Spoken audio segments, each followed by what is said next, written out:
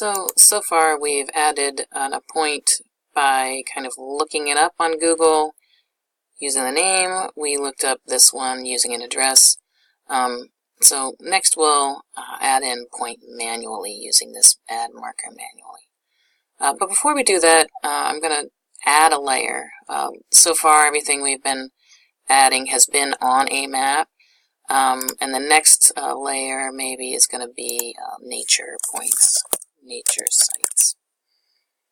So they won't be on a map.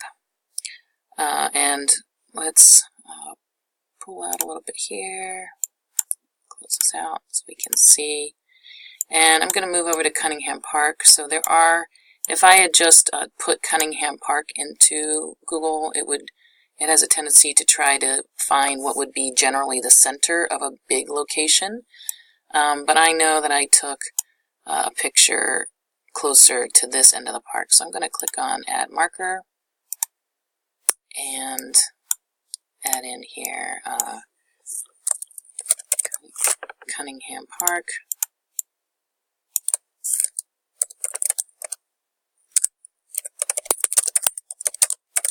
Path. And again, I can add a little bit of information here. So again, even though I know it is in the middle of Queens, it's a nice little spot of nature. The bike path here was the original roadway from New York City to Long Island. And I added in my photo credit. And, you know, because I have a little bit of history there, I'll go ahead and add in some my citation from the research that I did. If you leave the cursor at the end of the URL and click return, that's your best bet of having this be a hyperlink. It doesn't always work, but it is worthwhile giving it a try. So here, again, I can always add a picture, drag and drop, etc. So Cunningham Park. And I've already done my photo credit there. So Cunningham Park path, photo credit. All right, so save. So here, again, I'm going to pull out and let's look at another nature site. Let's zoom out a little bit so I can find my way over. And we'll zoom into this area by Central Park. So again, if there's a Central Park is amazing, but where I'm knowing that I'm seeing that there's not a spot here where I'm thinking of. So I know that along this way there is a statue of a panther. So I'm gonna call this one Central Park Panther.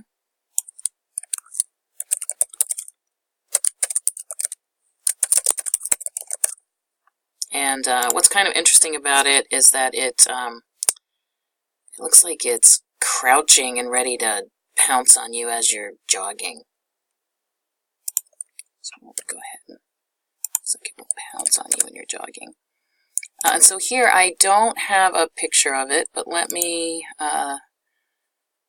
get something from within the Google image search. So uploading works. Using image URL doesn't necessarily work, but this, if you want to do something from Google Images, it's a good idea to make sure that you double check to make sure that the image that you're using is copyright okay.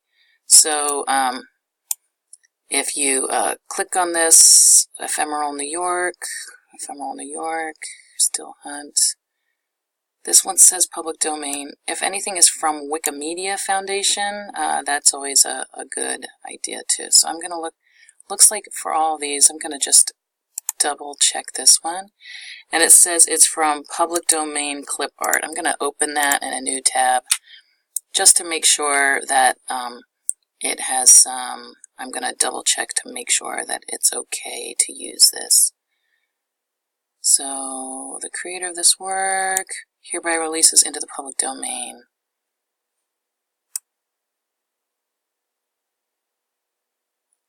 So this is letting me know that it is released into the public domain by that person.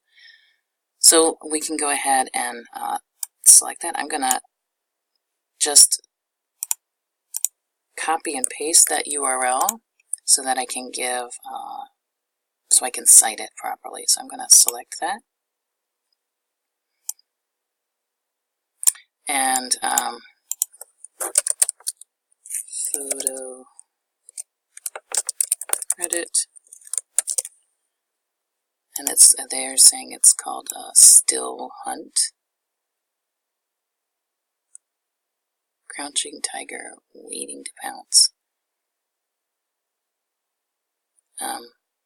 So I'm not seeing a particular author on this, but I will go ahead and put that URL in there. Still Hunt is the name.